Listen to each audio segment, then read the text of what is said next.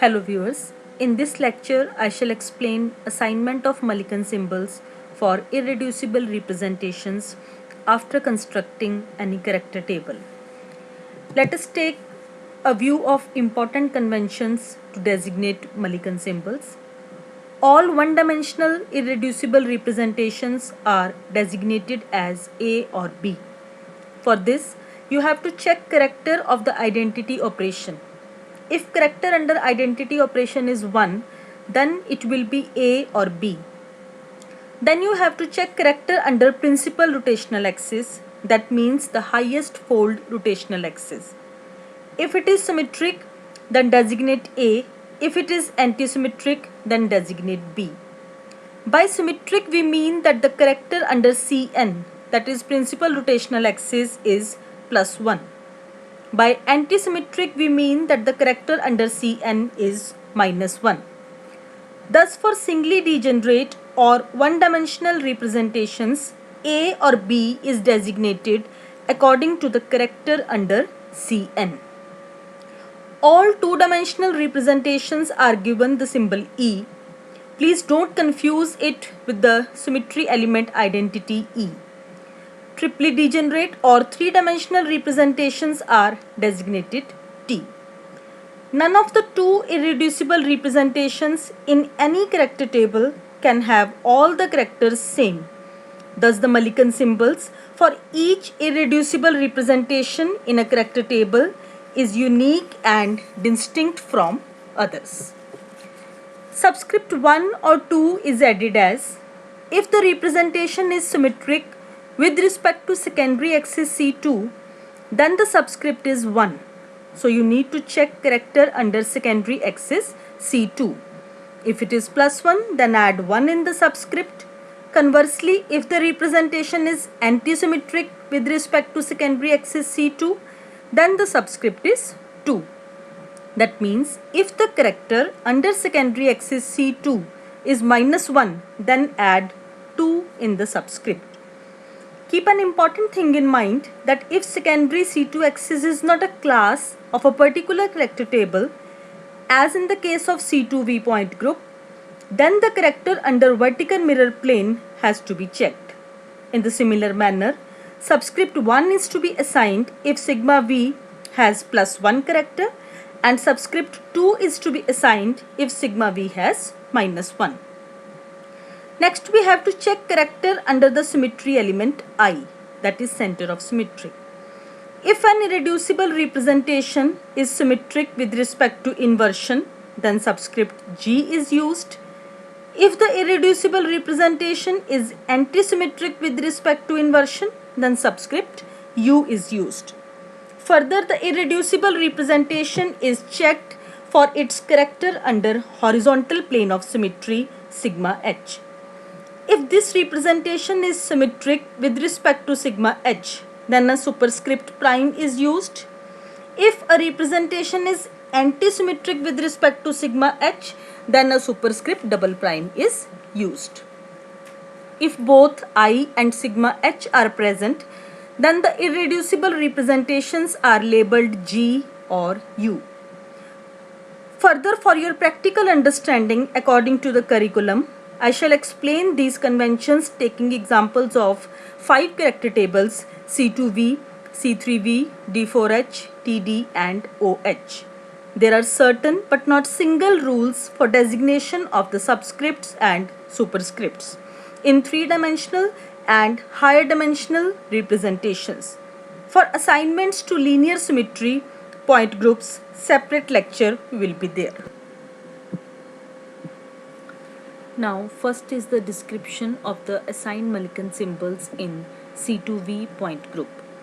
The character under E is 1 in all the 4 irreducible representations. When C2 is having character 1, then it is given A. When C2 is having character 1, it is given A. When it is -1, it is given B. Next, when sigma Vxz, when it is 1, then the subscript 1 is given. When it is -1, the subscript 2 is given. Same, when it is 1, the subscript 1 is given. When it is -1, the subscript 2 is given.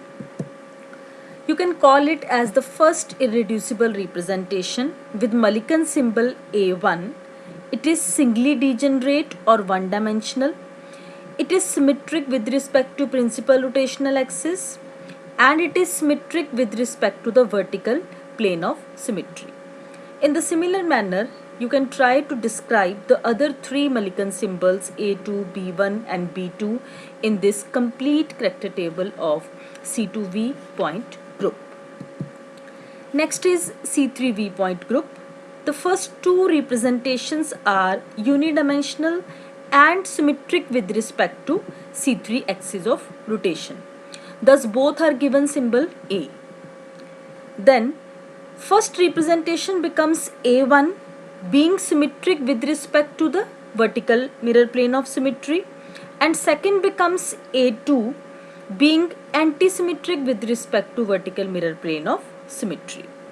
The third doubly degenerate representation is designated E. Here students may note that as E is now a distinct Mulliken symbol for third irreducible representation, so we need not to look to any other subscript or superscript. Next is character table for D4H point group, that is for square planar, pure square planar geometry. The one-dimensional symmetric representations, these are one-dimensional, these four are one-dimensional, these four are one-dimensional. The one-dimensional symmetric with respect to C4 axis of rotation, these first two, these are termed as A, as shown in the red color. Other one-dimensional anti-symmetric representations with respect to C4 axis of rotation, these are termed B, as shown in blue colors. So now there are four representations having A, 1, 2 and these two. Four representations, these are having B. Two representations are E, as shown in the green color, two-dimensional representation, and this is also a two-dimensional representation. So up till now we have got A, B and E according to the symmetry element identity as well as the principal axis of rotation C4. Next, the representations having 1 below C2 prime. Now this is the symmetry element C2 prime. The representation having 1 below the C2 prime will be given subscript 1 as shown in blue color, whereas representations having -1 below C2 prime, these will be given subscript 2 as shown in the red color. Now there are two representations having A1, this is A1 and this is A1. Two representations having A2 as this is A2 and A2. Two representations having B1 and two representations having B2. Going further to give the distinct Mulliken symbols, now we will check the characters under the operation inversion. Now under this operation, the first two representations, first five representations, these are symmetric with respect to I, as these all are having no negative sign. So these are symmetric with respect to I. All of these will be given subscript G. Whereas the next five representations, these are anti-symmetric with respect to I, as these are having minus in their characters. So these will be given subscript U as shown by blue. First five are red with symmetric and blue with anti-symmetric.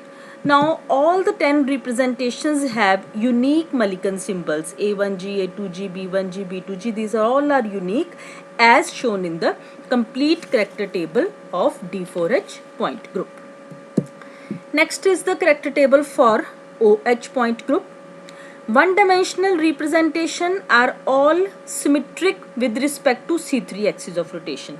This is a one-dimensional, this is one-dimensional, this is also one, this is also one, and all are having plus signs with the C3 axis of rotation as shown by the red color. By now you have understood well about E for two-dimensional representations and T for three-dimensional representations. Now there are four representations shown in red, which are A, and four which are shown with green, these are T. two representation in blue are E. To make further distinctions, consider character under C2 secondary axis of rotation. This is now C2 secondary axis of rotation. When this is symmetric, then the subscript 1 is given. When this is antisymmetric, subscript 2 is given, as shown in the red color for the symmetric and blue color for the antisymmetric. So still we have 2A1, 2A2, 2E, 2 times T1 and 2 times T2 symbols. So further check the character under I. Now when we check the character under I, first 5 representations, these are symmetric with respect to the center of inversion, so these will be given subscript G, whereas the next 5 representations, these are antisymmetric with respect to I, so subscript U will be assigned. With this, all representations have distinct Mulliken symbols, and this is a representation for complete character table for OH point group. This is the representation. Now last is a view of the character table for point group TD. The unidimensional representations symmetric with respect to C3 axis of rotation. Unidimensional, these two are one. Symmetric with respect to C3 axis of rotation are given the symbol A. And 3-dimensional representations, these are given symbol T, whereas a 2-dimensional representation is given symbol E. Here C2 is not the secondary axis of rotation. You must take care that this C2 is not the secondary axis of rotation. So character under dihedral plane, that is sigma D, will be taken into account. First representation being symmetric with respect to sigma D is given subscript 1, whereas the second representation antisymmetric with respect to sigma D, it is given the subscript 2. E is as such distinct in the character table. For assigning the distinct symbols for the 4th and 5th representation, character under S4 is checked. So thus again all the 5 irreducible representations of tetrahedral point group have distinct Mulliken symbols A1, A2, E, T1 and T2. So in this way, in the 5 character tables, sequentially one part is taken into the pictures, and you must try to understand that how Mulliken symbols are assigned for such character tables.